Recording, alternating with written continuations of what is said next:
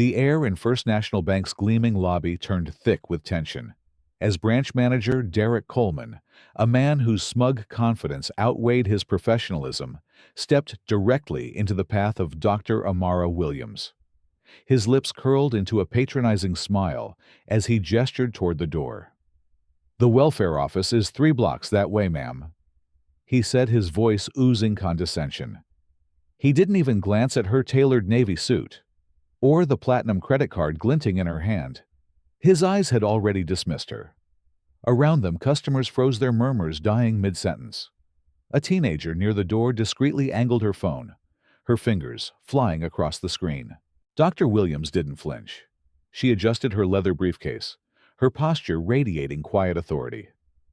"I'm here to discuss my account portfolio," she said, her tone even. Derek barked a laugh, turning to the onlookers as if sharing a joke. "This is First National, sweetheart, not some check-cashing hole in the wall."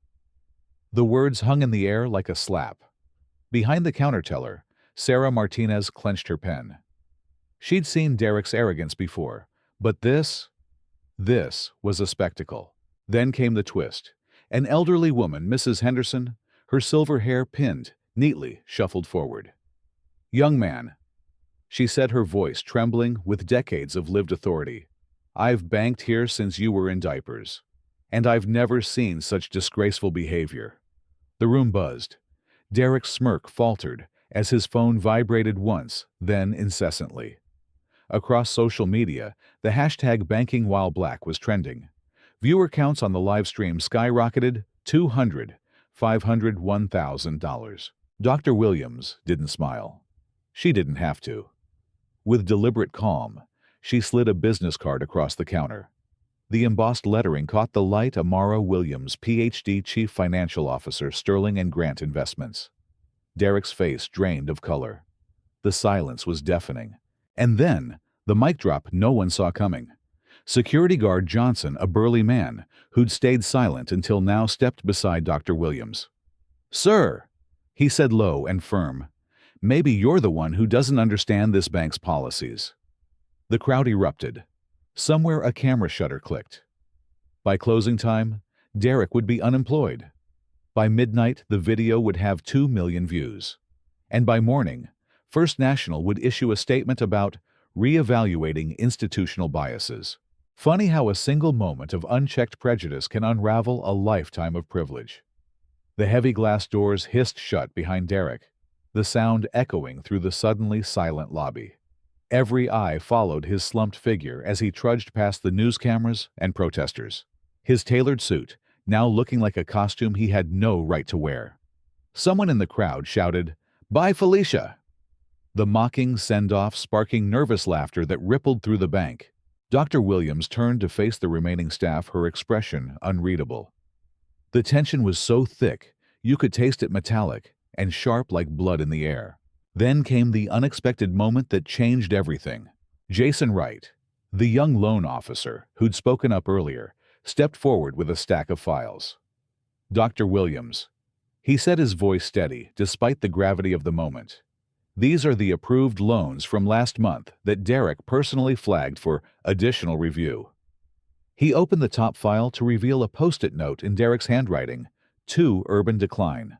A collective gasp filled the room. The Channel 7 cameraman zoomed in tight on the damning note as Jason flipped through more files, each containing similar coded language. Single mother risky. Hood credit, deny. Check cashing type. The evidence was undeniable. This wasn't just one bad day. It was institutionalized racism, captured in black and white. Dr. Williams' hands tightened around the files. When she spoke, her voice carried the weight of final judgment. Tom shut down all loan operations immediately. Every application from the past 6 months gets reviewed starting with these. She thrust the files toward Sarah Martinez, whose hands shook as she accepted them. Outside, the protesters' chants grew louder. "Shut it down! Shut it down!" Their cries seeped through the walls, underscoring the moment with raw urgency. Then the final twist no one expected. The bank's main display screen flickered to life, showing a breaking news alert from CNBC. First National Bank stock plunges 8%, following viral discrimination scandal. Analysts predict further losses as banking while black trends nationwide. The ticker at the bottom showed the stock price in freefall: $42.17, $41.89, $41.52. Tom Bradley made a strangled noise in his throat. His stock options, his retirement, were evaporating before his eyes. Dr. Williams didn't flinch. "Jason," she said, turning to the brave loan officer, "you're now co-manager with Sarah. Your first task." She gestured to the growing crowd outside. "Get Marcus Johnson and every person holding a protest sign in here. We're approving every qualified application they have today." As the staff scrambled to act, Dr. Williams finally headed toward the elevator. But before the doors closed, she delivered her final blow, this one aimed at the heart of the system itself. "Oh, and Tom, clean out your office too. The board will be dissolving the entire Southeast Regional leadership, effective immediately." The doors slid shut on Tom's ashen face, the protesters' cheers, and a bank full of employees who just witnessed the birth of a revolution, one that began the moment a black woman refused to be turned away from her own bank. The bank's lobby had become a courtroom with Dr. Williams presiding over the damning evidence unfolding in real time. As the numbers flashed across the screens, 2.1 satisfaction scores for minority clients versus 3.7 overall, even the protesters outside fell silent, absorbing the shocking disparity. Then came the moment that changed everything. Jason Wright, the young loan officer who'd become the unlikely whistleblower, connected his laptop to the bank's main display. "Dr. Williams," he announced, his voice cutting through the tension, "I've been tracking something Derek didn't know about." With a few keystrokes, he revealed a hidden spreadsheet, comparing loan approval rates, color-coded maps, showing stark, geographic discrimination. Neighborhoods just blocks apart had approval rates differing by 40%. The visual evidence was undeniable. Red zones matched perfectly with predominantly black and Hispanic communities. A collective gasp filled the room. The Channel 7 reporter outside pressed her earpiece and began speaking urgently to her producer. "We need graphics on this now." Tom Bradley's hands shook as he reached for the display. "This can't be right." "It's worse than you think." Jason continued, pulling up another tab. "These are the interest rates." The numbers showed minority borrowers paying nearly 2 points higher than white customers with identical credit scores. Dr. Williams' face darkened. "James," she said into her phone, her voice deadly calm, "contact the Justice Department. Tell them we've uncovered potential violations of the Equal Credit Opportunity Act." The air left the room. Federal criminal investigations weren't just about fines, they meant possible prison time. Outside, the protests swelled as news spread. Community leaders arrived with bullhorns demanding accountability. Marcus Johnson pushed through the crowd waving his newly approved loan documents. "This is what happens when you actually look at the numbers," he shouted to the cameras. Inside, Sarah Martinez made her move. She accessed the bank's internal messaging system, pulling up months of ignored complaints from staff about Derek's behavior. "We tried to warn them," she said, showing messages where she'd flagged suspicious loan denials, only to be told by Tom to focus on sales goals. The final blow came from an unexpected source. Mrs. Henderson, the elderly customer who'd witnessed everything, shuffled forward with her phone. "My grandson works at the Atlanta Journal-Constitution," she announced. "He says the governor just issued a statement calling for a statewide banking audit." Dr. Williams nodded, absorbing the tsunami of consequences. "Tom," she said quietly, "you're done. The board will accept your resignation within the hour." She turned to Sarah and Jason. "You two are now co-managers of this branch. Your first task." She gestured to the growing crowd outside. "Get every person holding a protest sign in here. We're reviewing every loan application from the past year today." As the staff scrambled into action, the bank's stock ticker continued its freefall on CNBC. But something else was happening too. The hashtag Banking Justice was trending, and for the first time in hours, the comments weren't just about outrage. They were about hope. Dr. Williams stepped into the elevator, her work far from over. Somewhere in the building, a printer hummed to life, producing fresh name tags for the new managers.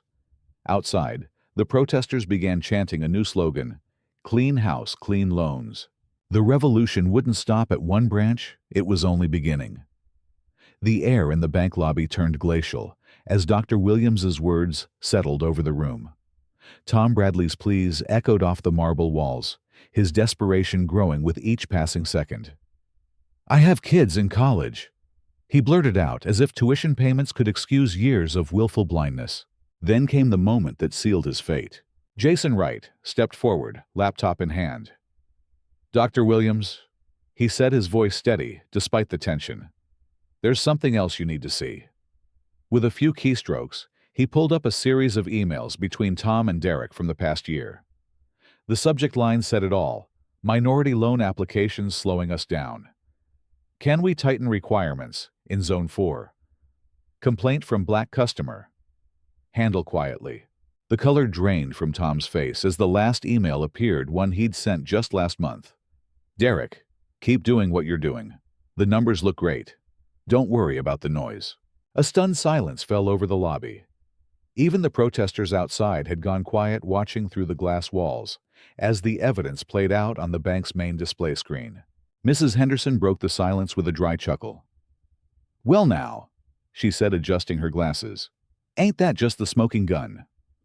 Her phone camera remained trained on Tom's crumbling facade. Dr. Williams didn't raise her voice. She didn't need to. "Tom, you didn't just ignore the problem, you actively encouraged it." She turned to the federal agents, still documenting the scene. "Gentlemen, you'll want these emails for your investigation." Outside, the Channel 7 reporter was already broadcasting live. "Breaking news. We're learning this discrimination scandal goes all the way to regional management at First National Bank." Tom made one last desperate play. "Those emails are taken out of context. I was talking about efficiency, not—" "Save it for the investigators." Dr. Williams cut him off. She nodded to security. "Escort Mr. Bradley out, the same way we did Derek through the front doors. Let the community see who's been running their bank." As Tom was led away, the dam broke completely. Sarah Martinez rushed to a terminal, pulling up years of buried complaints. Patricia began printing out discrimination training materials that had been shelved years ago. Jason started compiling a list of every questionable loan decision from the past 5 years. The bank's phone system suddenly blared to life with an automated announcement: "Attention all staff, mandatory. All hands meeting tomorrow at 8 a.m. Attendance required for continued employment." The message repeated in Spanish, then Vietnamese, a first in the branch's history. Dr. Williams checked her watch, 3:15 p.m. In just over an hour, she'd dismantled an entire management structure that had festered for years. As she turned toward the elevator, she paused to address the staff one final time. "Starting tomorrow, this branch operates differently. Sarah and Jason are in charge. Their first task?" She gestured to the stack of denied loan applications. "Review every single one. And someone get Mrs. Henderson a proper chair. She's earned a front row seat to watch us fix this mess." The elevator doors closed on a scene of controlled chaos. Federal agents collecting evidence, new managers taking charge, and a bank full of employees who suddenly understood that business as usual was over. Outside, the protesters' chants had changed from anger to something resembling hope. New day, new way. Somewhere in the executive suite, the board members waited, but for the first time in years, so did real change. The bank lobby, now buzzing with nervous energy, became ground zero for a financial revolution. Dr. Williams' words hung in the air like a decree. This wasn't just damage control, but a complete overhaul of how banking would be done. Then came the moment that changed everything. Jason Wright wheeled out a large monitor from the back office. "Dr. Williams," he announced, "you need to see this."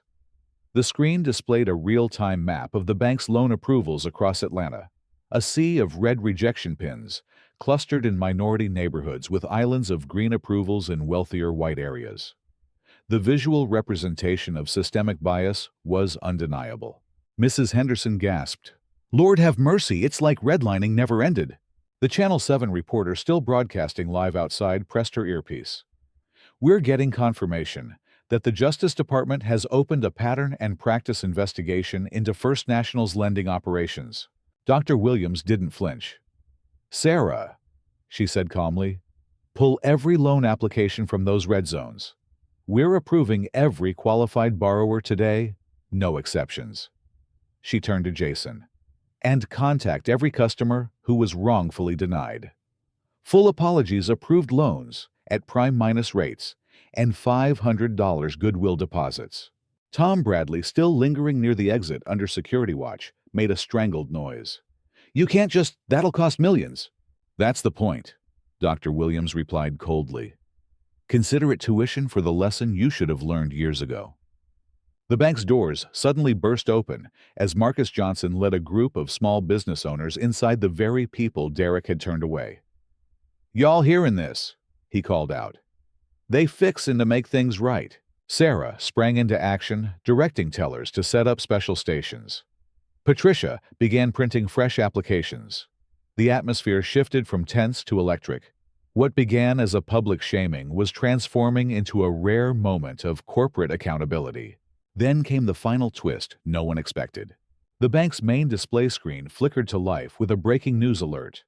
First National Bank announces $50 million community reinvestment fund following discrimination scandal. CEO, we will be the model for inclusive banking. The stock ticker, which had been plummeting all afternoon, suddenly stabilized, then ticked upward. Dr. Williams allowed herself a small smile as she headed toward the elevator. The board meeting could wait right now. She wanted to witness history being made on the ground floor. As the doors closed, she saw Sarah Martinez handing Marcus Johnson his long-denied loan approval, the camera flashes capturing his triumphant smile. Outside, the protesters' chants had changed. "This is how you bank." The revolution wouldn't be televised. It was being live-streamed, tweeted, and most importantly, deposited directly into the accounts of those who'd been excluded for too long. The bank lobby had transformed into a war room for change, with Dr. Williams orchestrating reforms in real time. As she finalized the Dignity First protocols on her tablet, the bank's digital displays suddenly updated with new messaging, now hiring community liaisons, immediate openings for local residents. The unexpected announcement sent murmurs through the crowd. Then came the moment that shifted everything. Marcus Johnson stepped forward, his phone in hand. "Dr. Williams," he said, projecting his voice for all to hear, "I just got a text from the Atlanta Small Business Association. They're organizing a boycott of First National unless they see immediate proof of change." He showed his screen displaying over 200 businesses, pledging to withdraw their accounts. Dr. Williams didn't hesitate. "Marcus, would you do the honors?" She gestured to the loan officer's station. "Let's approve your expansion loan right now. Live for everyone to see." The crowd erupted as Sarah Martinez quickly processed the paperwork she'd previously denied. The printer whirred to life, producing Marcus's approval letter in under 2 minutes. The livestream chat exploded. "Did they just approve that loan on the spot?" Viewership jumped past $5,000 as people shared the link wildly. Jason Wright saw an opportunity. He grabbed the bank's internal announcement microphone, usually reserved for security alerts, and his voice boomed through the building. "Attention customers. Effective immediately, we're waiving all fees for minority-owned businesses for the next 90 days. Come to any teller to have your accounts adjusted." The response was instantaneous. Dozens of people rushed the counters, phones recording, as bank staff scrambled to implement the surprise policy change. Patricia Webb, tears in her eyes, began personally apologizing to customers she'd watched Derek mistreat over the years. Then, the unexpected masterstroke, Dr. Williams motioned to the Channel 7 reporter. "You want proof of change," she announced loud enough for all cameras to catch. "First National is establishing a community oversight board with veto power over branch management hires. And our first member," she turned to Mrs. Henderson, "would you do us the honor?" The elderly woman nearly dropped her phone. "Well, I'll be—" she chuckled, smoothing her dress. "Guess my banking experience just got a whole lot more interesting." As the crowd cheered, the bank's stock ticker, which had been plummeting all afternoon, suddenly stabilized. CNBC flashed a breaking news alert. First National announces sweeping reforms after discrimination. Scandal analysts praise decisive action. Dr. Williams finally headed toward the elevator, her work far from done. But as the doors closed, she allowed herself a small smile, watching Marcus Johnson embrace his mother loan papers clutched in his hand, while Mrs. Henderson held court with a group of reporters explaining her new oversight role. The revolution wouldn't be easy, but it had officially begun with bank balances and justice finally adding up the same way for everyone. The bank lobby buzzed with renewed energy as Dr. Williams' reforms took immediate effect. The digital displays now flashed real-time updates, now processing 47 corrective loan approvals, and Community Oversight Board applications now accepting. Then came the moment that cemented this as more than just damage control. Jason Wright wheeled out a large monitor, displaying a stunning visual, a real-time map of Atlanta, with pulsing dots representing every customer interaction from the past year. Red clusters showed where Derek had systematically denied services, while green areas revealed equitable treatment. The damning pattern was undeniable. Dr. Williams. Jason announced, "We can use this algorithm to flag discriminatory patterns before they become systemic." The live stream chat exploded as viewers realized they were witnessing the birth of an entirely new banking transparency tool. Mrs. Henderson, now officially the first Community Oversight Board member, leaned into a reporter's microphone. "Ain't technology wonderful when it's used for justice?" Her quip drew laughter and applause. Outside, an unexpected development unfolded. A line of local business owners, many previously denied loans, had formed at the door. Marcus Johnson stood at the front, holding a handmade sign, "Ready to bank again."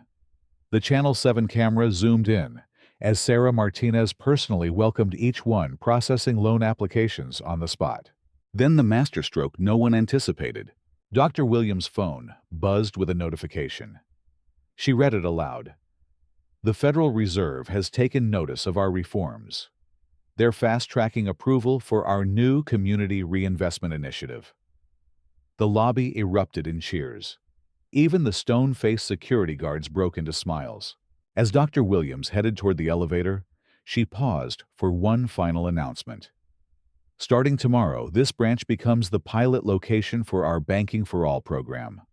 She tapped her tablet, and every screen in the building updated simultaneously. New policy. Any customer denied service can immediately request and receive a second opinion from any manager. The protesters outside, now numbering in the hundreds, began chanting a new refrain, "This is how you change." Their signs flipped from angry denunciations to hopeful slogans like, "First National, finally, getting it right." Inside, Sarah Martinez stood taller behind the manager's desk, already implementing the new protocols. Jason Wright coordinated with IT to install the bias detection software bank-wide. And Mrs. Henderson. She was holding court with reporters schooling them on how real accountability works. As the elevator doors closed, Dr. Williams allowed herself one satisfied glance at the transformation unfolding below. The stock ticker on CNBC, which had been in freefall hours earlier, now showed First National's shares climbing steadily. The chyron below read, "Market applauds radical transparency. FN stock up 5% on reform news." Somewhere in the executive suite, the board members waited, but the real victory was already unfolding here on the ground floor, where banking was being reinvented before the world's eyes. The downtown Atlanta branch buzzed with an energy no one could have predicted 3 months prior. Where tension once crackled, genuine warmth now filled the air. Sarah Martinez stood behind what had been Derek's desk, now her desk, watching as Marcus Johnson cut the ribbon on his second restaurant location, funded by the very loan Derek had denied. Then came the moment that proved how deep the transformation ran. A familiar face walked through the doors, Derek's former assistant manager Patricia Webb, leading a group of banking executives from across the state. "This is where it happened," she announced, not with shame, but with purpose. "And this She gestured to the bustling lobby, is what accountability looks like. The executives scribbled notes as Sarah explained the real-time bias detection algorithms now built into every transaction. Outside, the protest signs had been replaced by something remarkable.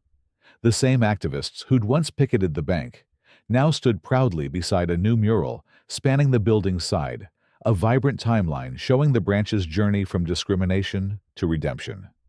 Mrs. Henderson, her silver hair gleaming in the sunlight, presided over the unveiling to a crowd of reporters. "Never thought I'd see the day," she chuckled, leaning into the microphone. "When this old bank would become the pride of the neighborhood."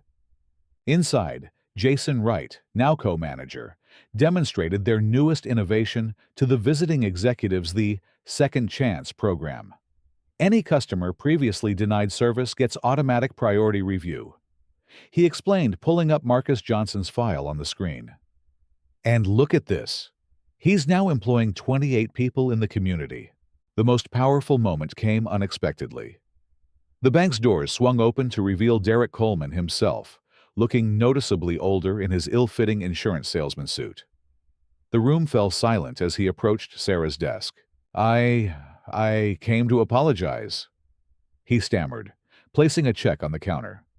"My first commission check, for the community fund." The gesture was small, almost pitiful, but Sarah accepted it with solemn grace. As Derek turned to leave, he paused before the new display wall showcasing the branch's transformation. Photos of thriving minority-owned businesses, testimonials from once skeptical customers, and front and center, a framed screenshot of the live stream that ended his career, captioned simply, "Never again." The executives left that day with more than notes. They carried a blueprint for change. Within weeks, 12 other banks adopted versions of the Dignity First protocols. The American Banking Association announced new industry-wide standards based on First National's reforms. And Dr. Williams. She could often be found in the branch's new community room sipping coffee with Mrs. Henderson and listening to customers' stories not as a CEO, but as someone who understood that real change begins when we stop talking about numbers and start seeing the people behind them. The mural outside said it best in bold, colorful letters, "This is what banking looks like." No hashtags needed. The ripple effects of that fateful day at First National Bank spread far beyond the financial sector, becoming a cultural touchstone for institutional change. Just last month, the Atlanta public school system implemented Dignity First protocols in all their cafeterias, after a viral video showed lunch staff shaming students over unpaid meal balances. The hospital down the street adopted Sarah Martinez's real-time feedback system, reducing racial disparities in patient care by 38% in just 12 weeks. Then came the moment that proved just how deep the roots of change had grown. Mrs. Henderson, now a nationally recognized advocate at 74 years young, stood before Congress holding the very phone she'd used to record Derek's discrimination. "This little device," she told the assembled lawmakers, her voice steady and strong, "held one bank accountable. Imagine what we could do if y'all actually regulated this stuff properly." The C-SPAN cameras caught every chuckle and cheer from the gallery. Meanwhile, in an unassuming office building, Sarah Martinez and Jason Wright trained their 200th banker from across the country on inclusive service protocols. Their star pupil, a former skeptic from a rival bank, who now proudly displayed his bias interrupter certification on his desk. "Never thought I'd see the day," Jason whispered to Sarah, "when we'd become the gold standard." Even Derek Coleman's story took an unexpected turn. That insurance office in Alabama. It became the first in its company to implement fair service training, after Derek, of all people, reported a colleague for making racist remarks to a client. "Guess some lessons," he wrote in a surprisingly vulnerable LinkedIn post. "Take losing everything to finally learn." The most powerful transformation, though, happened in ordinary moments, like when Marcus Johnson's 8-year-old daughter told her class she wanted to be a banker, like Miss Sarah, or when Patricia Webb testified before the FDIC about the warning signs she'd once ignored. As Dr. Williams often says during her now famous keynote speeches, Real change doesn't happen in boardrooms. It happens when the people who've been told, "That's just how it is," decide to rewrite the rules. And rewrite them. They did one loan approval, one training session, one courageous testimony at a time.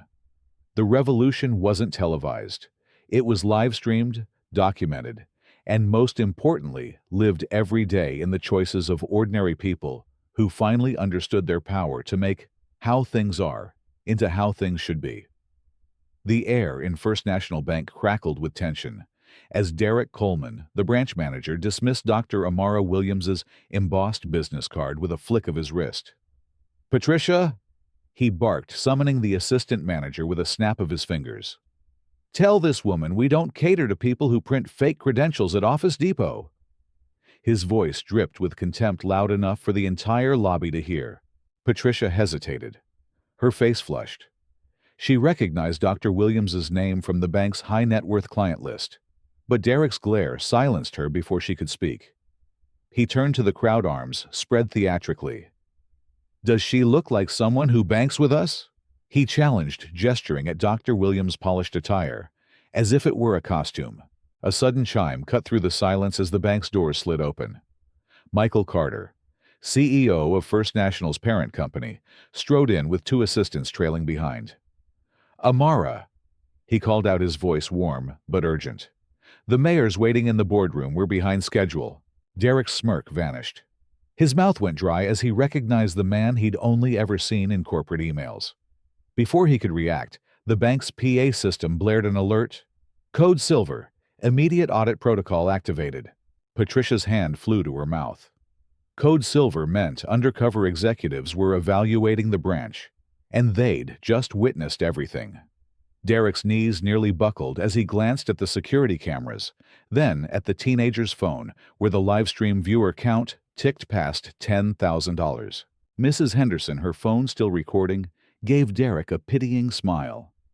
"Oh, sweetheart," she said, shaking her head. "You really stepped in at this time." Michael Carter plucked the name tag from Derek's lapel, his voice cold and final. "Mr. Coleman, HR will escort you out. Maybe that community bank you mentioned is hiring." The lobby erupted in murmurs and scattered applause. Dr. Williams didn't linger for Derek's humiliation. She simply adjusted her briefcase and followed Michael toward the boardroom, her heels clicking against the marble floor like a steady, unshakable verdict. By the time the glass doors closed behind her, Derek was already a meme. By midnight, he'd be unemployed. And by morning, First National would launch a diversity initiative bearing Dr. Williams' name. Some lessons, it seemed, were best learned the hard way. Derek's finger hovered over the call button, his smirk widening as he locked eyes with Dr. Williams. "Last chance, ma'am," he sneered. "Walk out now, or I'll have you dragged out in cuffs." The lobby held its breath. Even the live-stream comments froze mid-scroll. Then the first twist no one saw coming. A sharp ding cut through the tension as the bank's elevator doors slid open. Out stepped Tom Bradley, the regional manager, his face stormy. Behind him trailed two uniformed police officers, the same ones Derek had just called. "Mr. Coleman." Tom's voice boomed. "Hang up! Now!" Derek's phone clattered to the floor. The second twist landed like a hammer. One officer stepped forward, hand resting on his belt. "Sir, we received another call about this situation. From the mayor's office." His eyes flicked to Dr. Williams. "They're very interested in why you're refusing service to the keynote speaker of tonight's Economic Equity Gala." The blood drained from Derek's face. The gala was First National's biggest PR event of the year, and he'd just insulted their guest of honor on camera. Dr. Williams finally moved. With deliberate calm, she slid the black Centurion card across the counter. "Run it," she said. The machine beeped. The screen flashed. "Account status diamond tier. Priority override authorized." Patricia gasped. Sarah's phone buzzed with a text from corporate HR.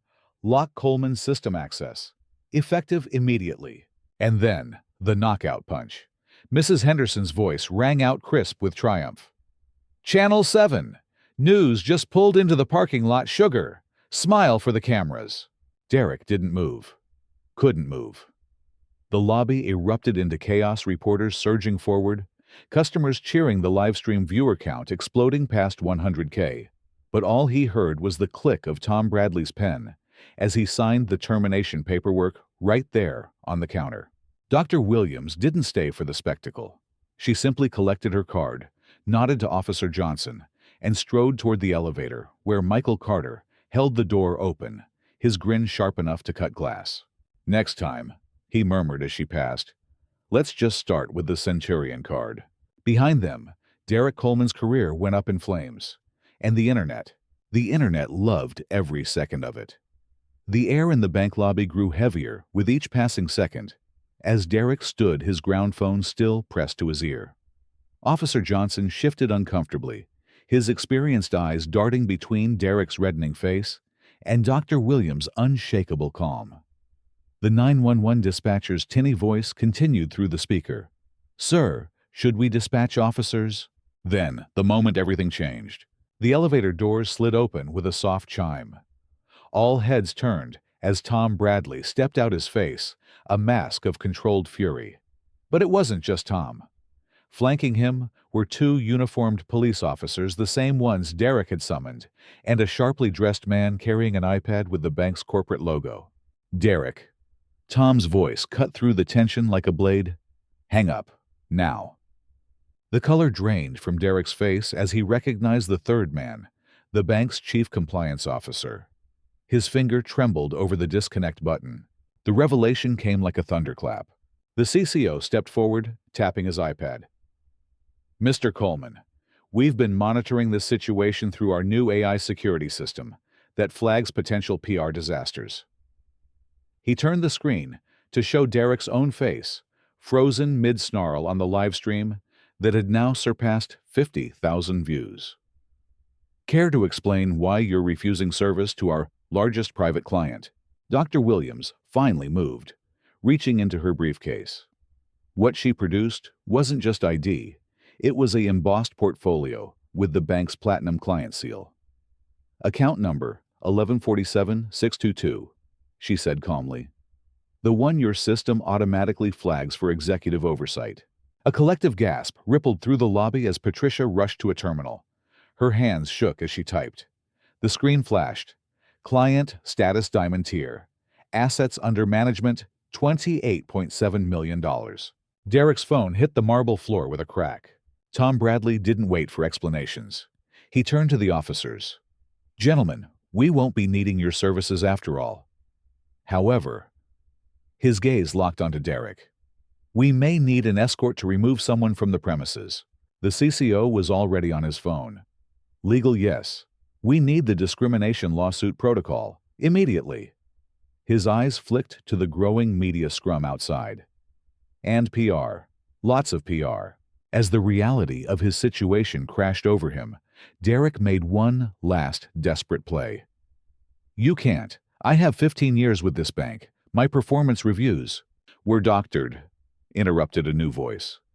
Sarah stepped forward, her own phone displaying a series of HR complaints she'd quietly documented over the years.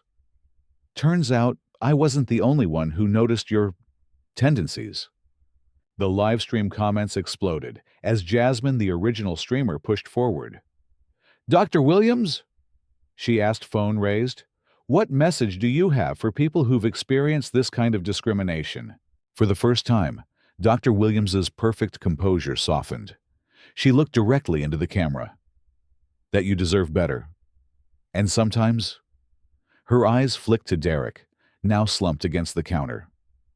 "Justice arrives right on time." As Tom Bradley personally escorted Dr. Williams to the VIP elevator, the last thing Derek heard was the CCO murmuring to HR, "And cancel all his stock options, effective immediately." Outside, the Channel 7 news van's satellite dish rotated to life. By the 5 o'clock news, Derek Coleman would become a national cautionary tale. By midnight, banking while black would trend worldwide.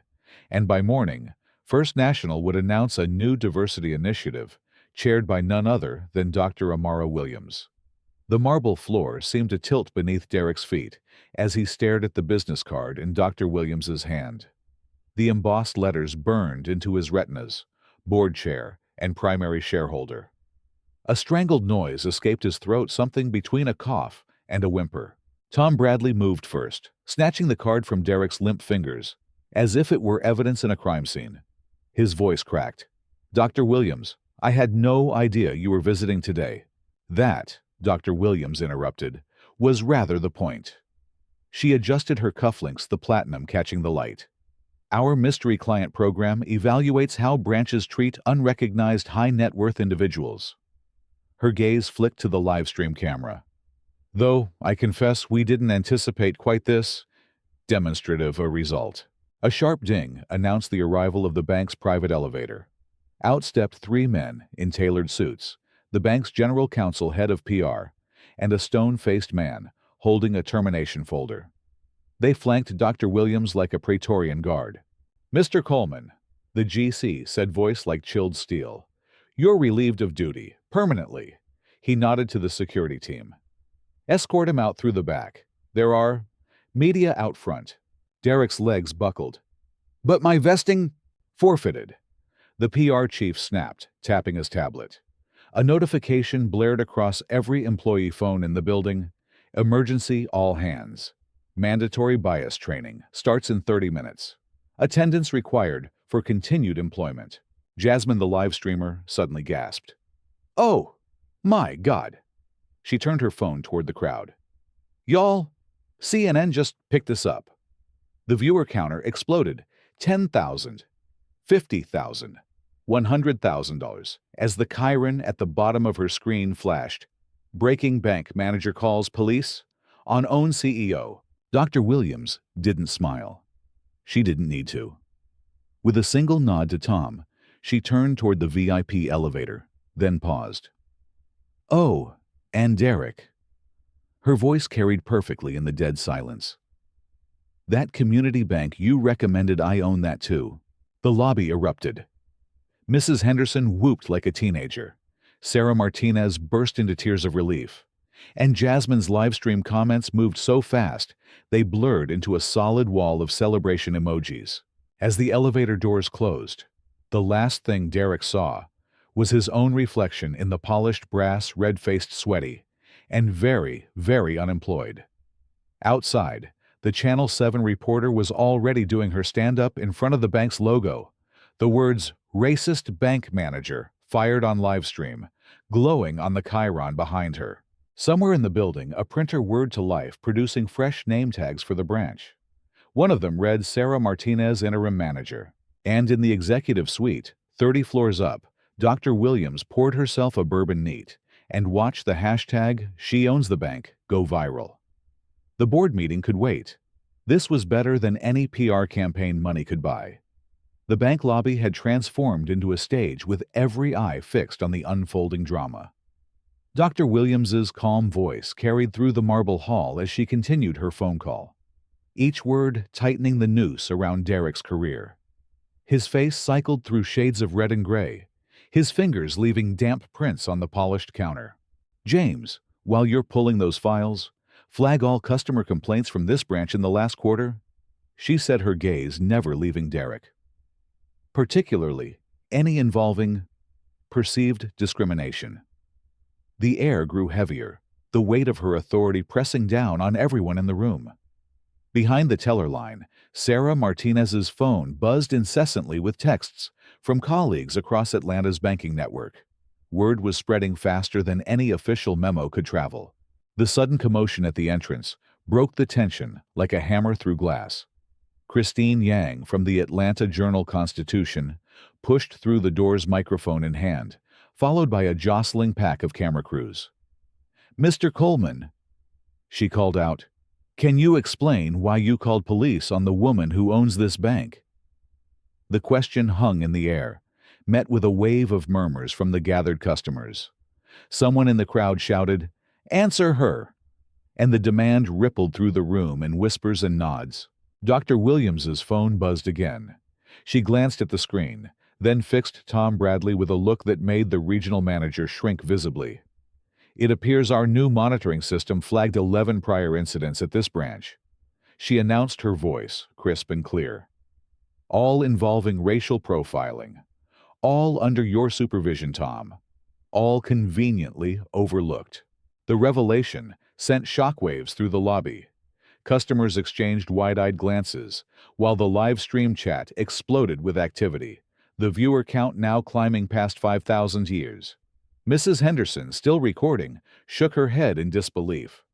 "Lord have mercy," she muttered to no one in particular. Sarah's sudden gasp cut through the noise. All eyes turned as she read from her phone, voice trembling slightly. Effective immediately, Sarah Martinez is promoted to interim branch manager, pending full review. Signed, Amara Williams, CEO. The announcement was met with spontaneous applause. A few customers, even cheering. Sarah looked up, tears glistening in her eyes, completely unprepared for this sudden turn of events. Derek stood motionless, his mouth working soundlessly. When he finally spoke, it was barely above a whisper. "My daughter's college fund. The house." The words trailed off as reality settled in. Dr. Williams regarded him for a long moment before turning to the security team. "Please escort Mr. Coleman out. The front door, I think." Her tone left no room for argument. Let him greet his public properly.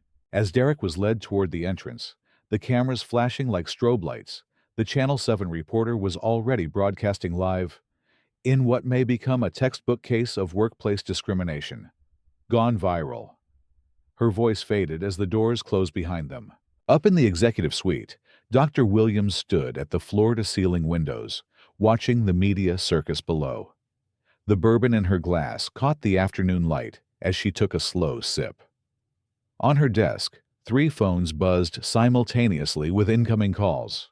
The mayor's office, the NAACP, and CNN. She let them ring. Some stories, after all, were best told in real time. The silence in the lobby became deafening as Dr. Williams's words about the $2.3 million community program hung in the air. Derek's shoulders slumped visibly. That money represented his ticket to regional management, now vanished like smoke. The live stream chat exploded with reactions, "Karma's a bitch," and "Bye-bye bonus," scrolling rapidly up the screen. Tom Bradley's hands trembled as he pulled at his collar. "Dr. Williams, please, the downtown branch serves some of our most vulnerable communities. Cutting those funds would hurt exactly who it's meant to help." Dr. Williams finished for him, her voice sharp as a scalpel. "Tell me, Tom, how many of those vulnerable communities match the profile of customers Derek routinely dismissed?" She didn't wait for an answer before turning to Patricia. "Pull up last month's customer logs. Let's see how many minority applicants were approved for small business loans versus how many were turned away." Patricia's fingers flew across the keyboard, the click-clack echoing through the silent lobby. When the numbers flashed on the screen, a 73% rejection rate for Black and Hispanic applicants compared to 22% for white applicants, even the reporters gasped. The Channel 2 cameraman zoomed in tight on the damning spreadsheet. Outside, the crowd of onlookers had doubled, with several local business owners pushing to the front. Among them stood Marcus Johnson, owner of Johnson's Soul Food Cafe, whose loan application Derek had rejected just last week. "That's why," Marcus shouted, pointing at the screen. "Y'all been gatekeeping while our businesses starve." The revelation sent shockwaves through the room. Sarah Martinez suddenly remembered the stack of denied applications in Derek's bottom drawer, the ones he'd called too risky, without explanation. She moved to the filing cabinet, now pulling out the folder marked Pending Review, and handing it to Dr. Williams without a word. Dr. Williams flipped through the pages, her expression darkening. "How interesting. These applicants all have excellent credit scores and solid business plans." She fixed Derek with a glare. "Care to explain your evaluation criteria, Mr. Coleman?" Derek opened his mouth, but no sound came out. His eyes darted to the exit where security stood blocking his escape. The once proud manager now looked like a trapped animal, sweat staining his expensive dress shirt. Then came the final blow. A notification pinged on Dr. Williams's phone. She read it aloud. "From our legal department. The Department of Justice has opened a preliminary inquiry into our lending practices based on today's events. A murmur rippled through the crowd. This scandal had just gone federal. As Dr. Williams turned to leave for her board meeting, she paused at the elevator. "Sarah, you'll work with compliance to review every loan decision from the past 2 years. Any applicant wrongly denied gets a personal apology and fast-tracked approval." She glanced at the still rolling cameras. "And someone get Marcus Johnson a proper loan application. We have $2.3 million to invest properly." The elevator doors closed, just as Derek's legs gave out. He slid down the wall, his tailored suit scraping against the marble, while outside the crowd cheered as Marcus Johnson became the first beneficiary of First National's new era. His loan approval processed on the spot by an eager new interim manager named Sarah Martinez. The tension in the lobby reached a breaking point as Dr. Williams' words about federal investigations settled over the room like a dark cloud. Derek's hands shook uncontrollably, his polished banker's facade crumbling into dust. Across the room, Tom Bradley's phone began vibrating incessantly. The regional board members were calling, one after another. Then came the sound. No banker ever wants to hear the distinctive chime of a mobile banking notification. Several customers' phones pinged simultaneously. Marcus Johnson held up his screen, showing a push notification from First National's main competitor. "Fair banking pledge. Apply for a loan with zero discrimination guaranteed." The timing couldn't have been more brutal. A new voice cut through the tension, a young black man in a sharp suit who'd been quietly observing from the mortgage desk. "Dr. Williams," he said, stepping forward with a folder. "I'm Jason Wright, Assistant Loan Officer. I've documented 17 cases of questionable denials over the past 6 months." He placed the folder in her hands. "I was too afraid to speak up before today." The damning evidence kept mounting. Patricia, tears in her eyes, added quietly, "There's more. The back office spreadsheets. Derek had us code certain applications differently."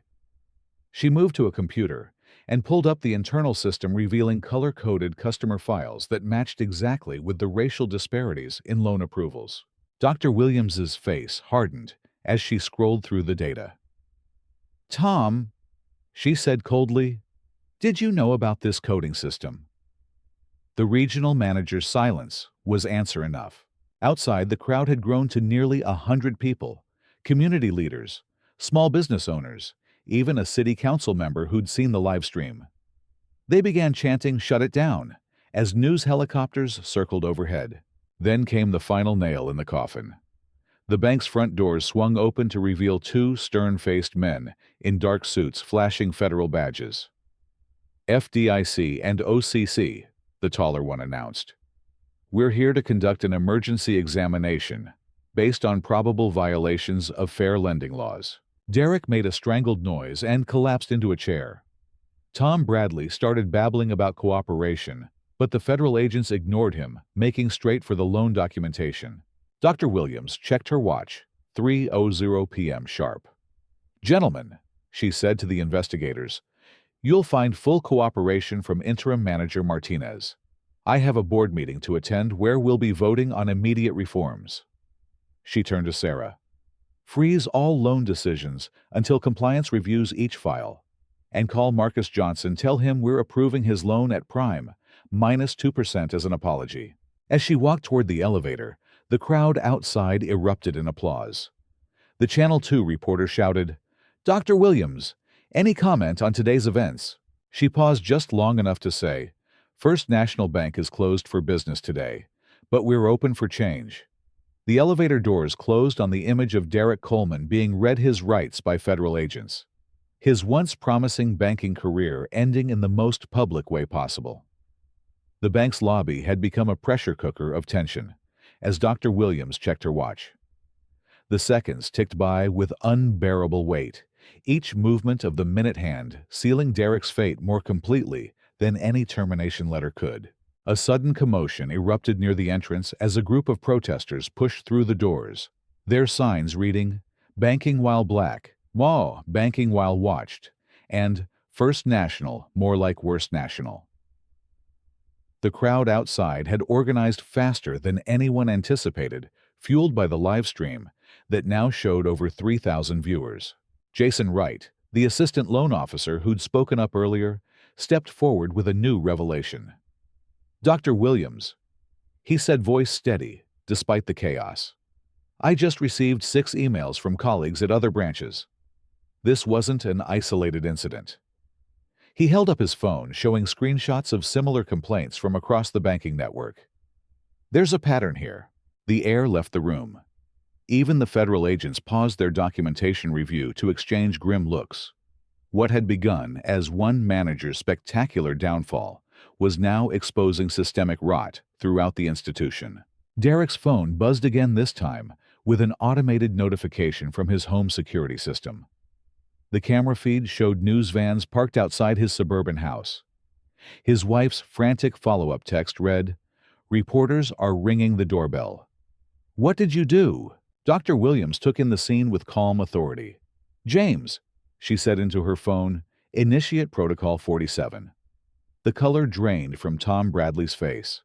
Protocol 47 was the nuclear option, an emergency measure that froze all branch operations pending full compliance review. Then came the final humiliation. The bank's digital display boards, which normally showed interest rates and promotions, suddenly flashed to life with an all-staff alert. Effective immediately, Derek Coleman's system access has been revoked. All pending transactions require Sarah Martinez's approval. The message repeated in bold red letters, impossible for anyone in the lobby to miss. Derek made a strangled noise, his eyes darting between the screens and his now useless employee ID badge. The physical manifestation of his professional erasure played out in real time for customers, colleagues, and the growing online audience to witness. As Dr. Williams turned toward the elevator, she paused to address the room one final time.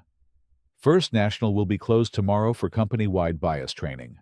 When we reopen, we'll do so with new leadership, new policies, and," she glanced at the protesters, "new community oversight."